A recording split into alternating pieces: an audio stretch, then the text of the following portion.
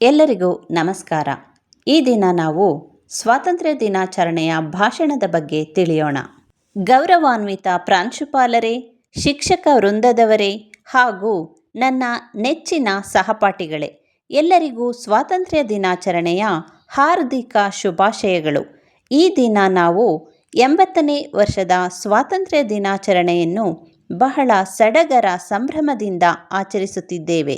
ಭಾರತ ದೇಶವನ್ನು ಬ್ರಿಟಿಷರ ದಾಸ್ಯದ ಸಂಕೋಲೆಗಳಿಂದ ಮುಕ್ತಗೊಳಿಸಲು ಅನೇಕ ಮಹಾತ್ಮರುಗಳು ಹೋರಾಡಿ ತಮ್ಮ ಪ್ರಾಣವನ್ನೇ ಬಲಿದಾನ ನೀಡಿದ್ದಾರೆ. ಭಾರತಕ್ಕೆ ವ್ಯಾಪಾರಕ್ಕೆಂದು ಬಂದ ಬ್ರಿಟಿಷರು ಇಲ್ಲಿನ ಅಪಾರವಾದ ಖನಿಜ ಸಂಪತ್ತು, ಸಾಂಬಾರು ಪದಾರ್ಥಗಳು, ಇಲ್ಲಿನ ನೆಲ, ಜಲ, ಮಾನವ ಸಂಪನ್ಮೂಲಗಳನ್ನು ಧಾರಾಳವಾಗಿ ಬಳಸಿಕೊಳ್ಳುತ್ತಾ ಭಾರತೀಯರ ಮೇಲೆ ದಬ್ಬಾಳಿಕೆ ಮಾಡಲು ಪ್ರಾರಂಭಿಸಿದರು.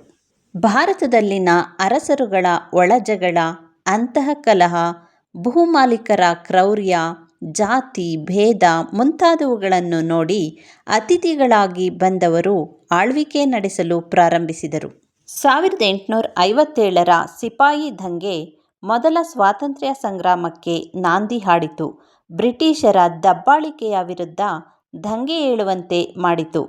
ಮಹಾತ್ಮ ಗಾಂಧೀಜಿಯವರು ಸತ್ಯ ಮತ್ತು ಅಹಿಂಸೆಯ ಮೂಲಕ ಸ್ವಾತಂತ್ರ್ಯ ಪಡೆಯಲು ಹೋರಾಡಿದರು.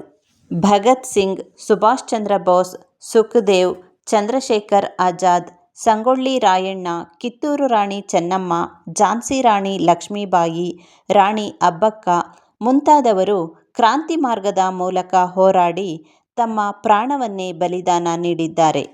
ಮಹಾತ್ಮ ಗಾಂಧೀಜಿಯವರಿಗೆ ಬೆನ್ನೆಲುಬಾಗಿ ನಿಂತಿದ್ದ ಜವಾಹರಲಾಲ್ ನೆಹರು, ಸರ್ದಾರ್ ವಲ್ಲಭಭಾಯ್ ಪಟೇಲ್, ಬಾಲಗಂಗಾಧರ ತಿಲಕ್ ಮುಂತಾದವರು ಅಸಹಕಾರ ಚಳುವಳಿ, ಕ್ವಿಟ್ ಇಂಡಿಯಾ ಚಳುವಳಿಗಳನ್ನು ಮಾಡಿ ಶಾಂತಿ ಮಾರ್ಗದ ಮೂಲಕ ಸ್ವಾತಂತ್ರ್ಯ ಪಡೆಯಲು ಹೋರಾಟ ನಡೆಸಿದರು. ಇವರೆಲ್ಲರ ಸತತ ಹೋರಾಟದ ಫಲವಾಗಿ 14 ಆಗಸ್ಟ್ 1947ರ ಮಧ್ಯರಾತ್ರಿಯಂದು ಭಾರತ ಸ್ವತಂತ್ರವಾಯಿತು. ದೆಹಲಿಯ ಕೆಂಪು ಕೋಟೆಯ ಮೇಲೆ ಕೇಸರಿ, ಬಿಳಿ, ಹಸಿರು ತ್ರಿವರ್ಣ ಧ್ವಜ ತಲೆ ಎತ್ತಿ ಮೆರೆಯಿತು. ಕೇಸರಿ ಆಧ್ಯಾತ್ಮವನ್ನು, ಬಿಳಿ ಶಾಂತಿಯನ್ನು, ಹಸಿರು ವ್ಯವಸಾಯ ಮತ್ತು ಸಮೃದ್ಧಿಯನ್ನು ಪ್ರತಿನಿಧಿಸುತ್ತದೆ. ಸ್ವಾತಂತ್ರ್ಯ ಬಂದ ನಂತರ ಜವಾಹರಲಾಲ್ ನೆಹರುರವರು ಭಾರತದ ಪ್ರಥಮ ಪ್ರಧಾನಮಂತ್ರಿಯಾಗಿ ಆಯ್ಕೆಯಾದರು.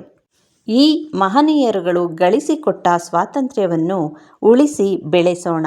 ಭಾರತದಲ್ಲಿರುವಂತಹ ಭ್ರಷ್ಟಾಚಾರ, ಬಡತನ, ನಿರುದ್ಯೋಗ, ಅಸ್ಪೃಶ್ಯತೆ ಮುಂತಾದ ಸಮಸ್ಯೆಗಳನ್ನು ತೊಲಗಿಸಿ ನಾವೆಲ್ಲರೂ ಭಾವೈಕ್ಯತೆಯಿಂದ ಬಾಳೋಣ ಎಂದು ಹೇಳುತ್ತಾ ನನ್ನ ಭಾಷಣವನ್ನು ಮುಗಿಸುತ್ತೇನೆ.